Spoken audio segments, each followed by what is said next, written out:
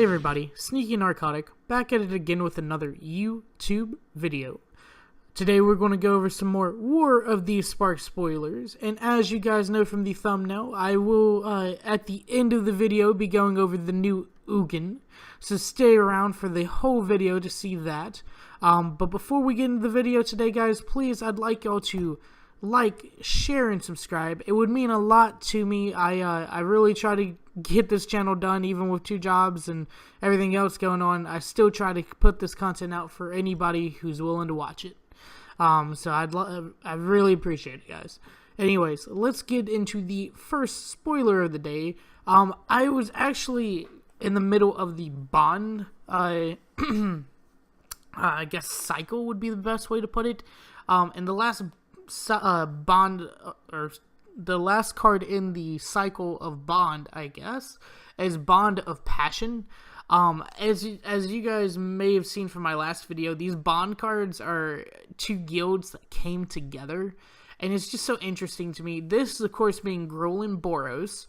They came together, and they have a Bond of Passion, 4 generic, 2 red mana, sorcery, uncommon, gain control of target creature until end of turn, untap that creature, it gains haste until end of turn, Bond of Passion deals 2 damage to any other target. Why don't we fight for what's right and let bureaucrats argue over details?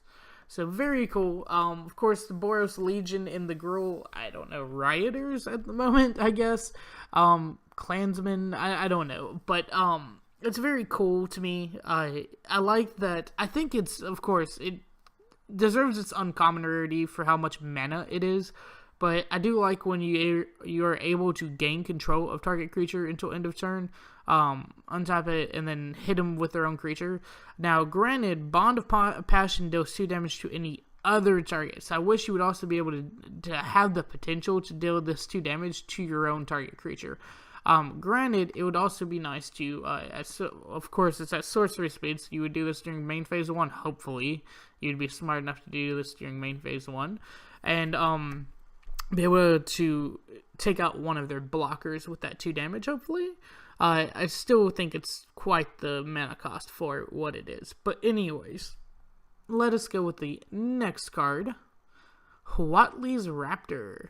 It is 1 green, 1 white, creature, dinosaur, uncommon, has vigilance.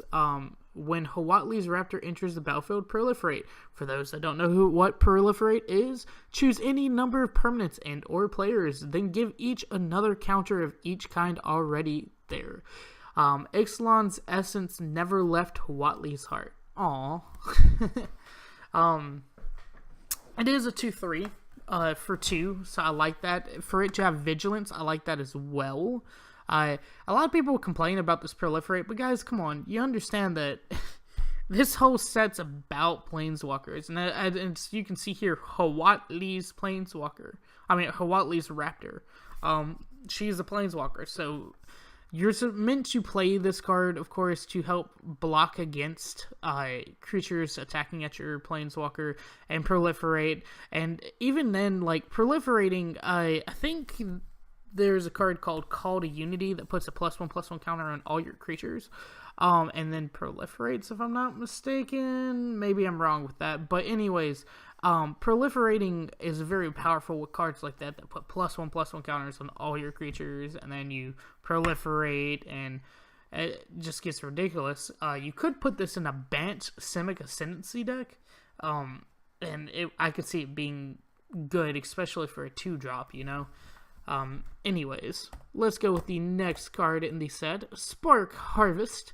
1 black mana sorcery common. As an additional cost to cast a spell, sacrifice a creature or pay 3 generic and 1 black mana.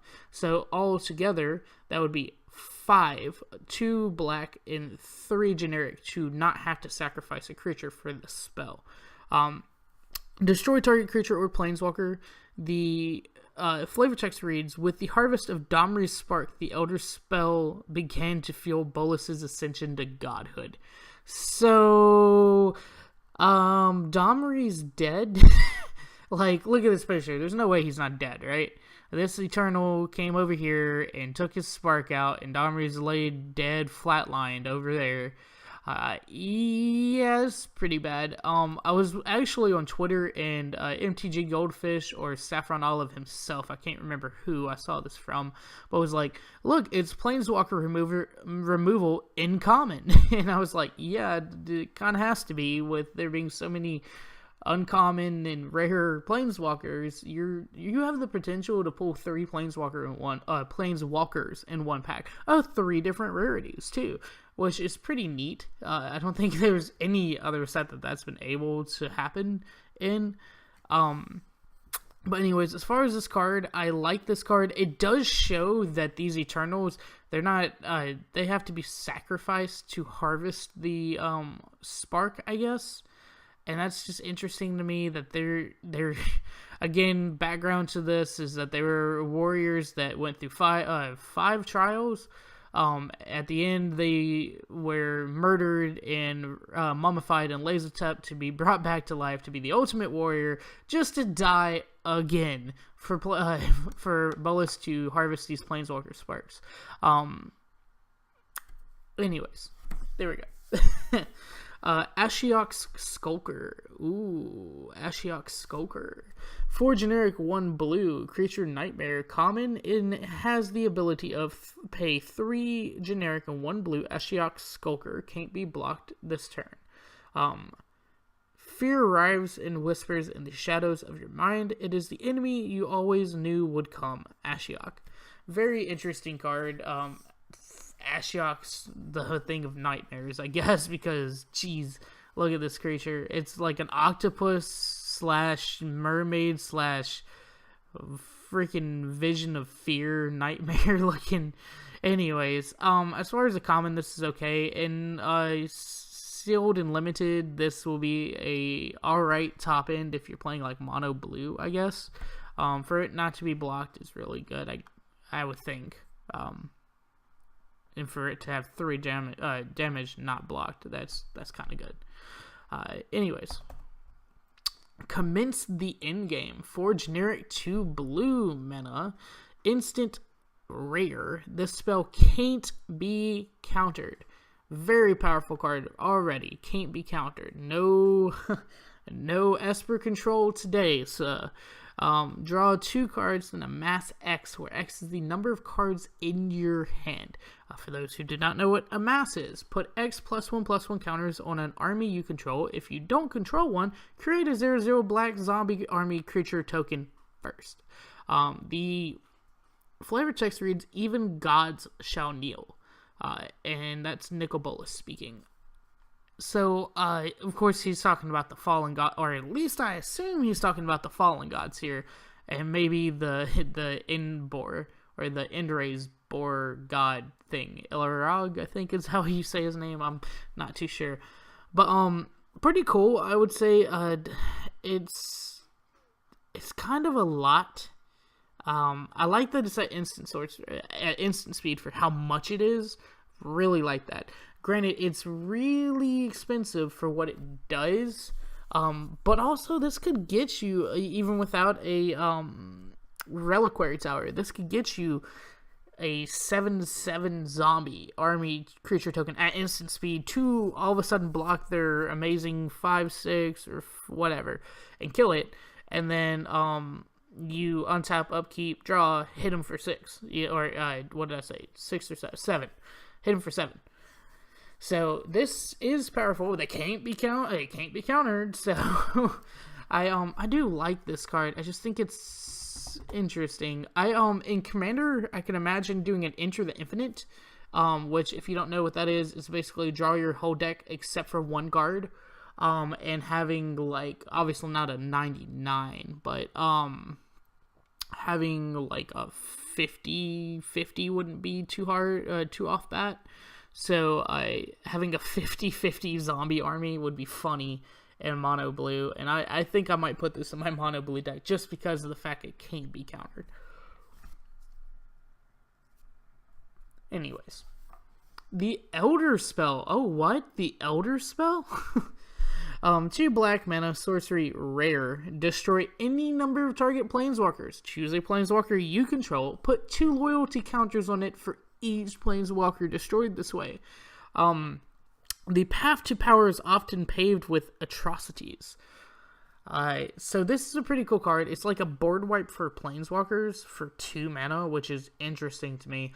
Now, the thing is that we probably would not play this off the bat in your main board unless the current meta ends up going towards where everybody has a planeswalker in each deck, which it could. There are multiple planeswalkers with multiple different niches.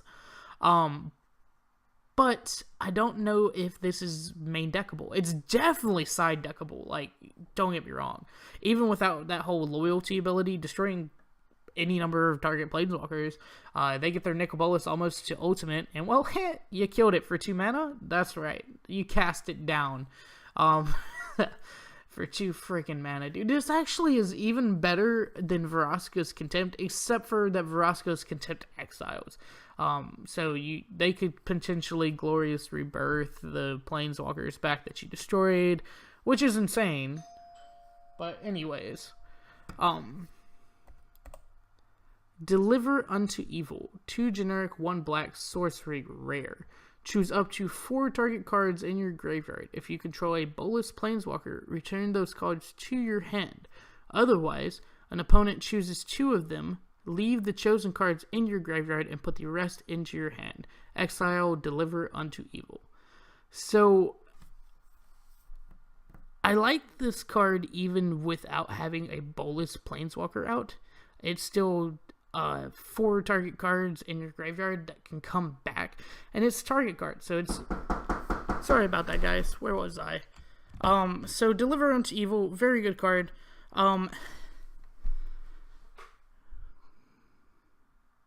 Even if not, it's kind of like I can't remember that. Fact or Fiction. That's the one I'm thinking of, where you your opponent puts it in 2 piles and you choose which pile you want, except for this time it specifically says they choose the 2 cards that they don't want you to have. So it's cool even without the planeswalker. It brings back multiple different things. Yeah. Spark Reaper, 2 generic, 1 black, creature, zombie, common. 3 generic mana, sacrifice a creature or planeswalker, you gain 1 life and draw a card. I know they're unstoppable fighters created to harvest souls, it's just they're so rude about it. Kaya. It's a 2/3. Not too much to say other than it's a good, I guess 3 mana to gain 1 life and draw a card is good, especially in black, because normally it's like lose a life and draw a card. But I think I like it. It could be good in like token aristocrats or something like that. Or just last minute they try to cast down a Vraska's Contempt your planeswalker. Oh well, look. Well, not cast down your planeswalker, but Vraska's Contempt your planeswalker. And you sacrifice it so that way you can bring it back from your graveyard, and so it kind of works out like that, I would say. Next card, Jace's Ruse, 3 generic, 2 blue mana. Why does he look like he's a Minotaur in this? Anyways, sorcery, rare, return up to 2 target creatures to their owner's hand. You may search your library and or your graveyard for a card named Jace Arcane Strategist. Reveal it and put it into your hand. If you search your library this way, shuffle it. The Eternals can recognize faces. They just think I look like a blue Minotaur. That's pretty funny. Okay, so he dressed up like a blue Minotaur is what it looks like. Anyways, so Jace is actually getting his own Planeswalker deck, and I think this is going to be in it.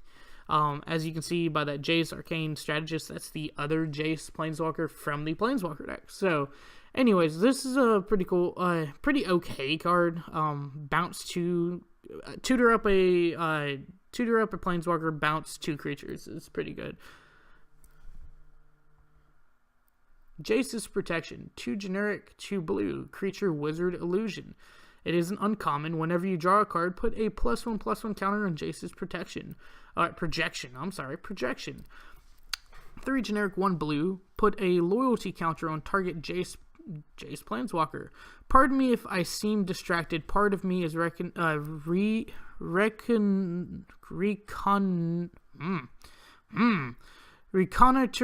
the 10th district. Whatever that means. And it is a 2/2. So this can get ridiculous. Like, drawing, again, Enter the Infinite, drawing 50 cards, making this like a 52/52. It can be pretty good. As far as that other ability, being able to put a loyalty counter on target Jace, this would go good in a mono blue commander deck. Because Jace is used a lot. He's like the most printed planeswalker there is. So, yeah. That could be pretty powerful. It's weird that an uncommon can see play in mono blue like that. Guildpact Informant, 2 generic, 1 blue, creature fairy rogue. It is a common. Flying, when Guildpact Informant deals combat damage to a player or planeswalker, proliferate. Hey, I like that. Of course, you're being followed. Okay. Thanks, Guildpact Informant. But, I like it. We've seen cards like, what's the one that lets you surveil? I don't know why I can't think today. We've seen cards similar that have an ability attached to it when it attacks. Now, I do hate that this has to deal damage to a player or planeswalker. Granted, it still has the evasion of flying. So, for a common, it's pretty okay. Jace, Arcane Strategist. This is the Planeswalker deck promo, or Planeswalker deck card for Jace. 4 generic, 2 blue mana, legendary Planeswalker Jace. I think that's mythic rarity, I think. Whenever you draw your second card each turn, put a +1/+1 counter on target creature you control. His +1, draw a second card. So that's pretty funny that he immediately can do that for a +1. And then -7, creatures you control can't be blocked this turn.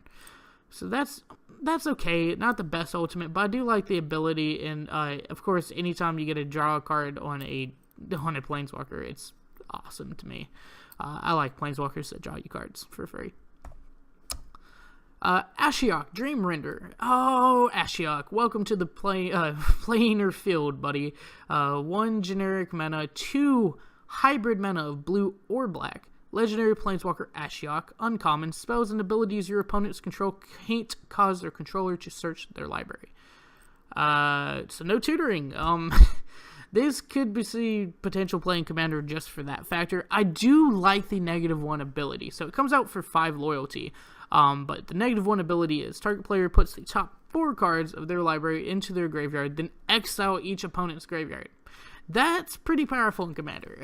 Exiling all opponents' graveyards. I played 2 different Commander decks that play off the graveyard. A Sultai deck and a Jund deck.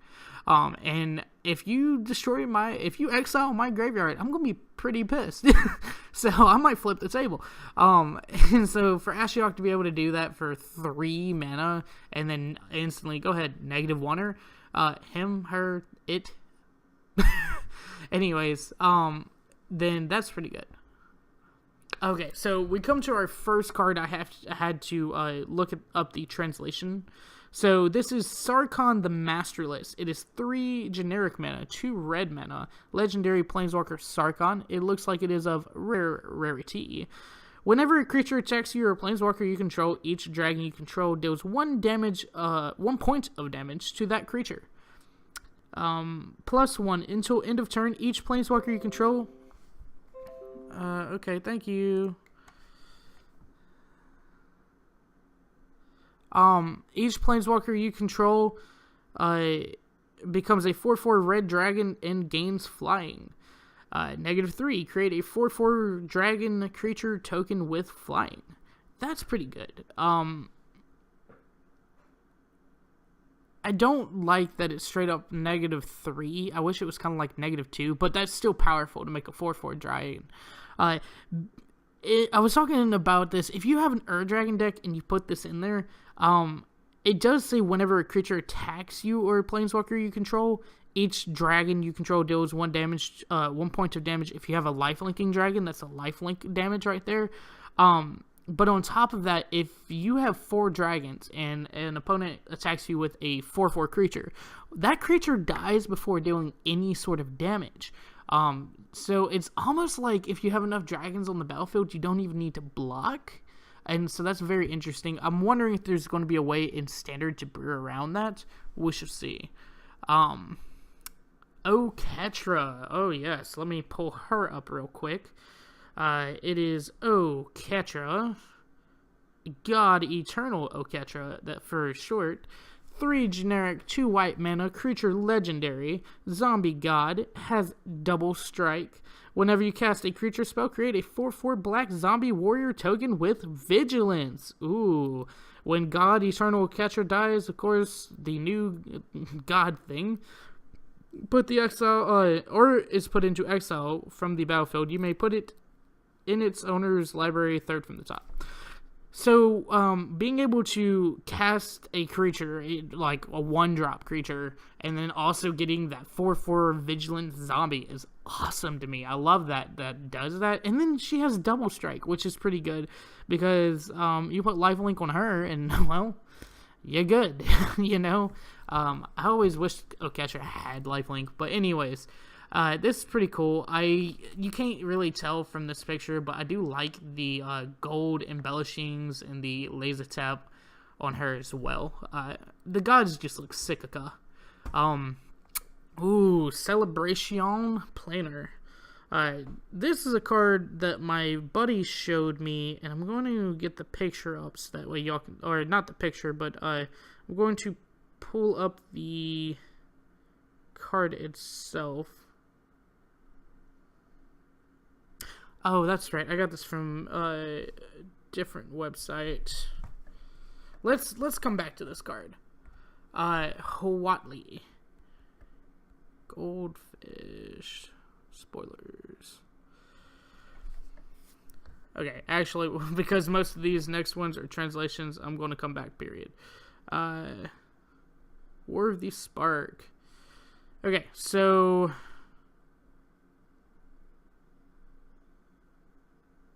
where did I get this card from?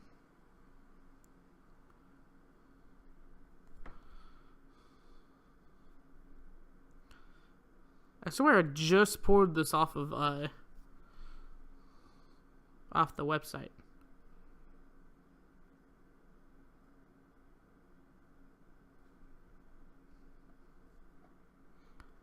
Okay, it's double green.